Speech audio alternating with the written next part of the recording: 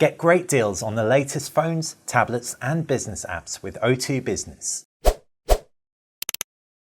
Hey guys, Basil here with BTech, comparing the iPhone 6s Plus with the HTC 10. The new HTC 10 announced today has the best audio chops on the block. Not only does it pack a front-firing speaker, a bottom-firing speaker for stereo sound, it also ships with high-res audio headphones. Yes, in the box. Sweet deal. You can also record up to 4K video with higher resolution audio quality than we've seen on any other device, according to HTC. And so this is the audiophile's dream, apparently. Now the iPhone 6s Plus is still a sweet deal. It's the best iPhone that money can buy.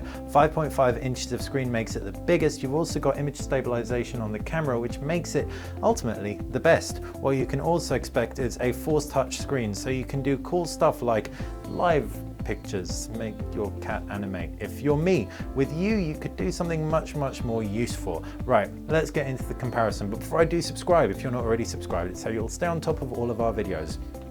Instantly you can see the iPhone 6s Plus is a much bigger phone. 5.5 inches of screen versus 5.2 inches. Full HD versus Quad HD though, it isn't as sharp. The technology is also different as well. It's IPS versus SLCD3. Now, one really cool thing about the HTC 10 is the front camera. Not only is it 5 ultra pixels, so ultra pixel denotes large pixel size, which means good low light performance. It also has optical image stabilization and autofocus as well, so you can even macro picture your paws if you really want to. Don't know why you would, but anyway. You've got a fingerprint scanner below the screen. It isn't a physical button, it is instead a capacitive home button which takes you home and doubles up as a secure unlocking system. Left and right hand side of that are capacitive buttons, so no on-screen buttons. All the screen is saved for screen stuff. Moving on to the iPhone, the front of it has a physical home button that also doubles up as a fingerprint scanner, and it supports Apple Pay for Touch ID verification. You can also have in-app verification as well. The 5.5 inch screen is great, not as sharp as some out there, but as sharp as I need it to be, that's for sure. Also front-firing camera, no front-firing speakers. You've got a front-firing speaker like I was saying, and a bottom-firing speaker on the HTC 10. Lightning connector, bottom firing speaker on the iPhone, 3.5mm headphone jack, all the ports situated at the base, all the buttons situated on the left, nothing up top, nothing on the right hand side. Oh, there's a power button, sorry, on the right hand side of the iPhone, but you do have a SIM card slot, nano SIM card slot. Around the back is a 12 megapixel camera with a dual tone flash, NFC contact point for that secure payment. Bringing the HTC 10 into frame, what you can expect at the base is a USB Type-C, so you can output video and fast charging and data speeds and all that jazz on this, and it's future-proofed. Nothing on the left-hand side beyond a micro SD card slot, whereas up at the top is that high-res audio-compatible 3.5mm jack. Around the back, image-stabilized camera as well, 12 megapixels as well, dual-tone flash as well, this time packing laser autofocus. Oh yeah. Now the design looks kind of like a Batmobile. It's really heavily beveled, the edges. I'm not the biggest fan of just how masculine it looks, but at the same time, it's much more manageable than the iPhone. It's got a relatively decent screen to bezel ratio, better than the iPhone, even though you do have that front firing speaker.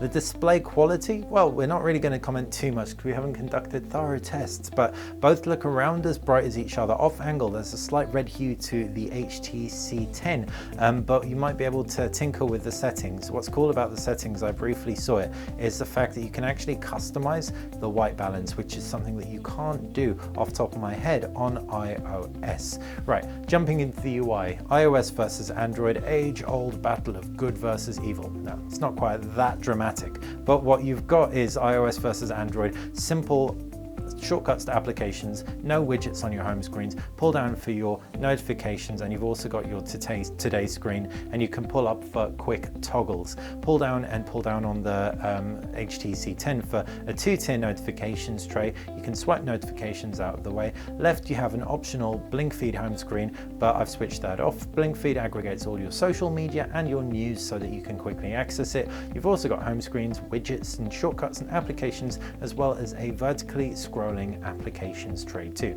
HTC's gone a lot more stock. HTC's also gone head on to rival Apple in terms of the touchscreen interactivity. Apparently it's actually more responsive in terms of swiping through than the iPhone, the first for Android devices. So optimization has really been a focus on HTC's agenda. You can also see they've worked with Google to make sure you've only got one of every type of app. You only have one web browser, Chrome. You only have one gallery, that's photos. You only have one camera, HTC camera. And that brings us nicely onto our next subject, camera. 12 megapixels, although out of the box, the HTC camera can shoot Pro manual. That means raw photo support as well, which is very, very cool for enthusiasts. The laser autofocus means it's going to be nice and quick.